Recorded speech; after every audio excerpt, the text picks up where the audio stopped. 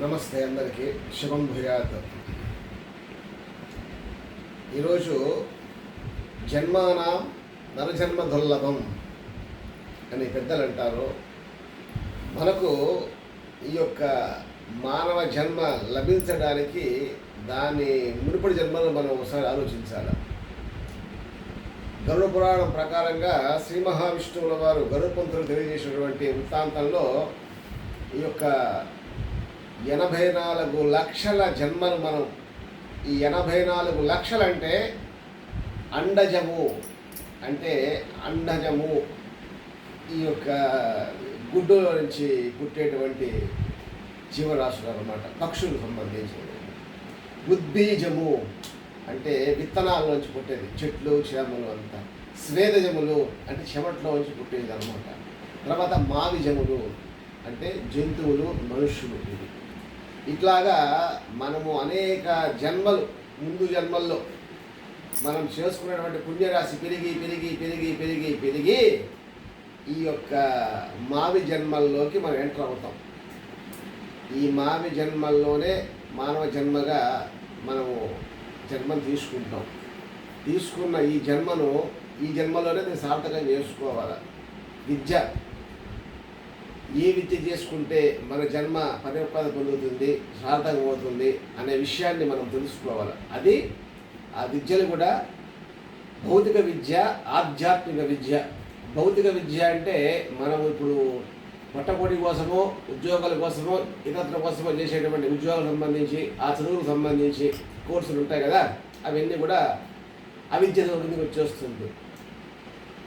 పారమార్థిక విద్య అంటే ఆ చదువు భగవతత్వాన్ని తెలుస్తూ మనం ఎందుకు పుట్టాము, మన గమ్యం ఏమిటి, మనం ఏం తెలుసుకోవాలా, ఏం సాధించాలా అనే విషయాన్ని ఈ యొక్క శ్రీ విద్య అంటారు, లేదా పారమార్థిక విద్య అంటారు.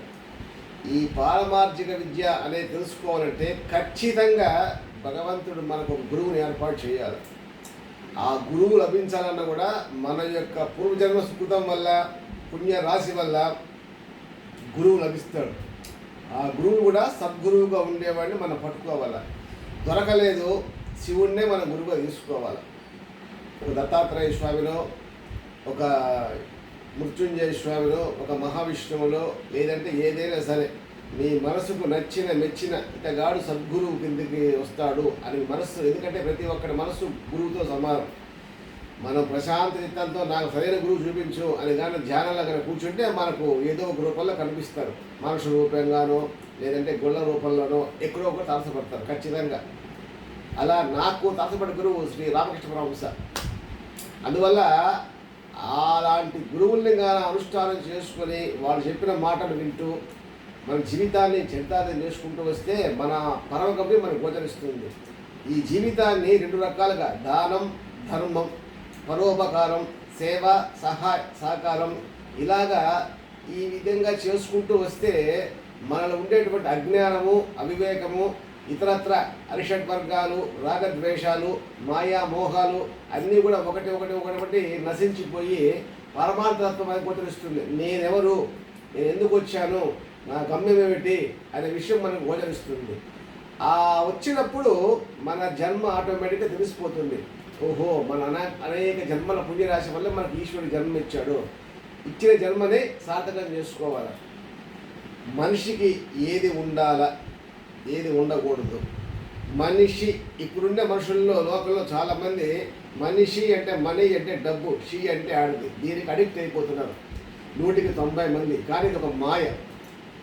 మాయను ఛేదించాలంటే మనకు గురు అనుగ్రహం లభించాలి. ఆ అనుగ్రహం లభించాలంటే మన మనస్సు, బుద్ధి మారిందని, భగవత్ చింతన పెరిగిందంటే ఆటోమేటిక్గా మాకు అవన్నీ కూడా గురు అనుగ్రహం వస్తుంది.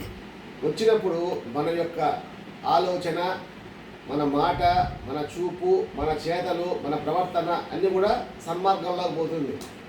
మనిషికి ఉండేటువంటి 3 గుణాలు సత్వగుణం, రజోగుణం, తమోగుణం. ఈ 3 కలిస్తేనే స ర త స్త్రీ. స్త్రీ అంటే అమ్మవారు, ప్రకృతి స్వరూపిణి. ప్రపంచంలో ఉండే స్త్రీ జాతి అంతా అమ్మవారి జిరాక్స్ కాపీలు, పురుషులంతా సూర్య జిరాక్స్ కాపీలు.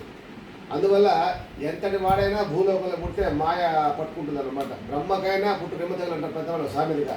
అట్లాగా శరణాగతి మార్గంలో కూడా మనం పోయగలిగితే అది ప్రకృతి మాత్రం అనుకూలిస్తుంది. అనుకూలించి తపస్సులో నుండి రజస్సులో సత్వంలో ఉండి అతీతమైన స్థితి ఇంకోటి ఉన్నది, విశుద్ధ సత్వం కూడా మనిషి. అందులో కానీ మనం చేరిపోయినామంటే మన జన్మ దాదాపుగా చెడ్డాత్మ అవుతుంది.